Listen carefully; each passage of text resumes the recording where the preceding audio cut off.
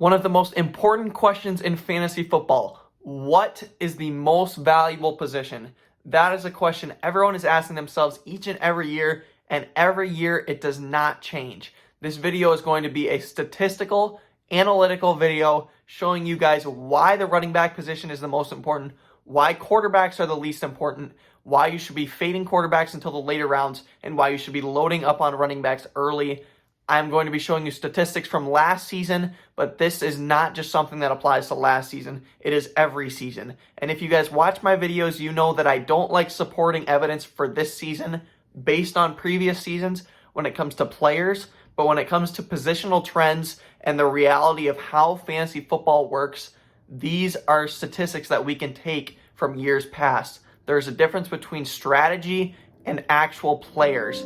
And I love talking strategy when it comes to fantasy football. You can single-handedly win your leagues based off strategy. Yes, I am calling it right now. Running backs, again, will be the most valuable position in fantasy football. So let's jump right in. What am I meaning by this? Well, to start, we'll take a look at quarterbacks.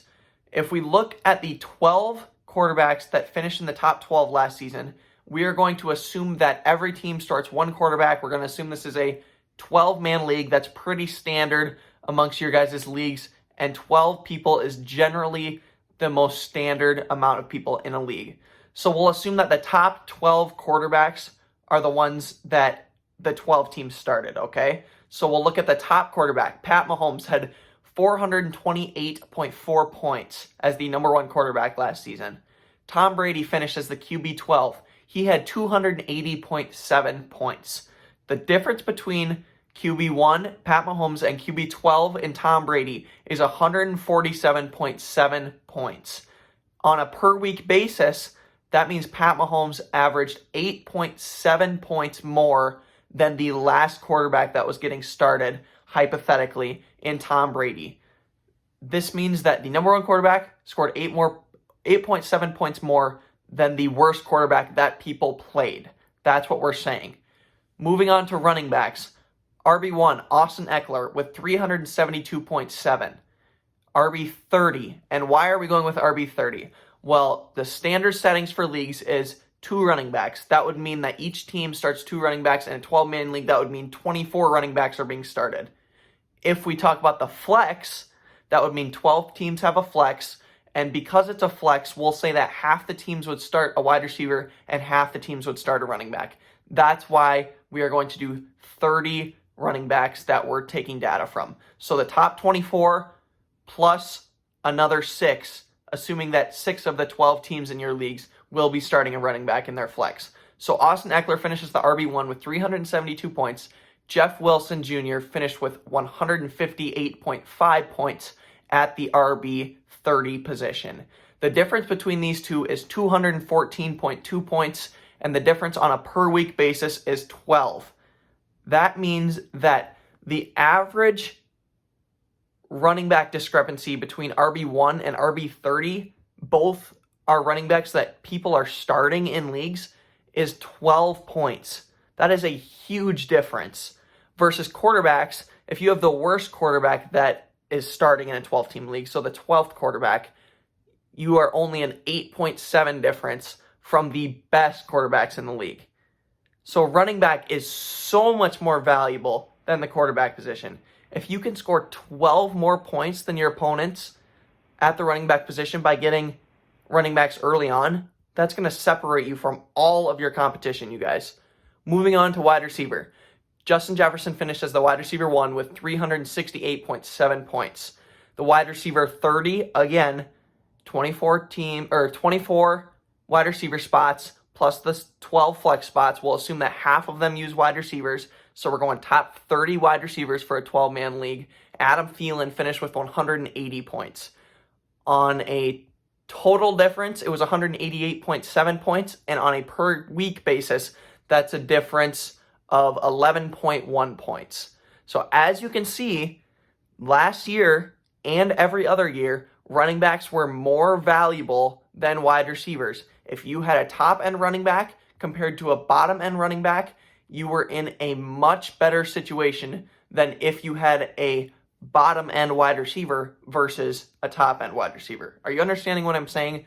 So essentially, if you have a lower wide receiver, you're not put in as bad of a situation as if you were in a lower running back situation. The difference between having a worse wide receiver than a better wide receiver is a lot less than if you had a worse running back compared to a top running back. So running backs are worth more than wide receivers and worth more than quarterbacks. However, wide receivers are still significantly worth more than quarterbacks. 11.1 points per game on a per week basis for wide receivers from wide receiver 1 to wide receiver 30 compared to an 8.7 difference per week from QB1 to QB12. So this fully supports that you should completely be drafting wide receivers ahead of quarterbacks. There's no reason to waste an early round pick on a quarterback when you can get a very low starting quarterback who's going to perform almost as good. Last but not least, last and least, is tight ends. Travis Kelce finished as the tight end 1 with 316.3 points last year. Tight end 12 was Dallas Goedert with 141.2. Again, you only start one tight end, so we're charting it from the tight end 12, which was Dallas Goedert. The difference between these two was 175.1. This means that on a per week basis, the difference between the tight end 1 and the tight end 12 was only 6.8 points. That is half as big a difference as running backs, you guys. That is over 66% of a difference of wide receivers. And it is even less of a difference than quarterbacks. So when you guys go out and spend second round picks on Mark Andrews, third round picks on TJ Hockenson, it does not make any sense, you guys. The number one greatest tight end of all time, arguably, is only 6.8 points per game better than the tight end 12. And you can draft the tight end 12 in like the 12th round. You don't need to waste a second through 7th round pick on a tight end that's at worst going to score 6.8 points worse than the best tight end. Imagine if you're taking the number 12 tight end versus the number 2 tight end. Travis Kelce had 100 more points than every other tight end in the league last year. So this number would be even smaller if Travis Kelce wasn't a level above everyone else. So what can we take away from this? Well, for one, we can take away that loading up on running backs is the most important thing you can do to succeed in fantasy football. Because the lower end running backs that you have to start are going to score significantly less than the starting running backs that you can get at the beginning of drafts.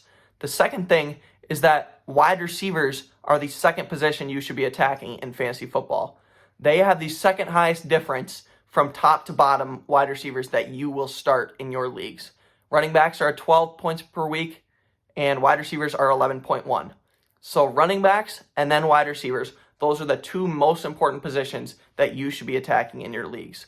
On a level below those two, we see the quarterbacks. We see Pat Mahomes and Tom Brady finishing in spots 1 and 12 last season, and we see that you should not be wasting an early round pick on these quarterbacks when it is way more valuable to spend draft capital on RBs or wide receivers.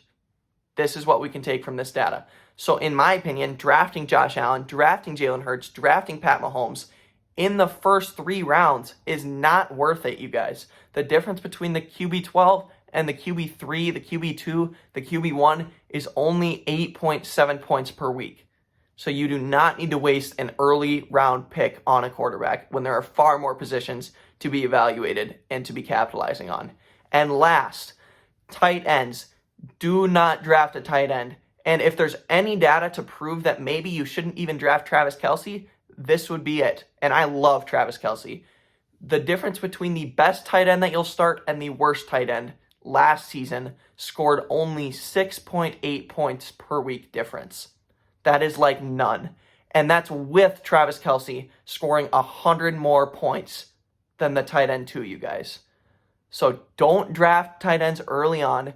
Don't draft quarterbacks early on, and spend your early round picks on running backs and then wide receivers, you guys. Those are the takeaways that we have from this data. That is all I have for this video. This is a video proving to you guys why running backs are the most important, why you shouldn't be drafting tight ends early, and why you should not be drafting quarterbacks early. These are the statistics I have to back it up. I'm not lying to you guys. I'm not just saying this because I like running backs. It doesn't matter if you're in a PPR league, in a standard league, in a best ball league.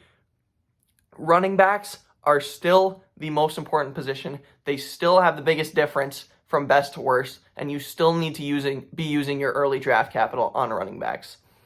In a recent poll I did on my Instagram, again, over half of you guys did not know this, and that means over half of you guys are limiting yourself in your fantasy football leagues. I cannot let this happen to you guys. You guys need to be educated, and that's why I'm here. So please listen to this video. Look at the stats. The stats do not lie, and this is just last season, but every season prior proves to us that running backs are the most important, and it is going to happen again this year.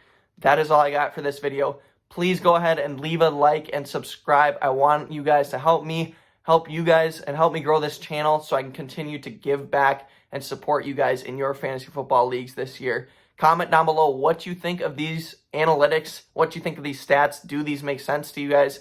But please let me know any questions you guys have. I'm going to be all in on fantasy football for the next month or so when it's primetime draft season. Ask me absolutely any questions you guys have. I'm here for you, and I want you to win your league this year. That's all I got. I'll catch you guys in the next one. First and goal, out.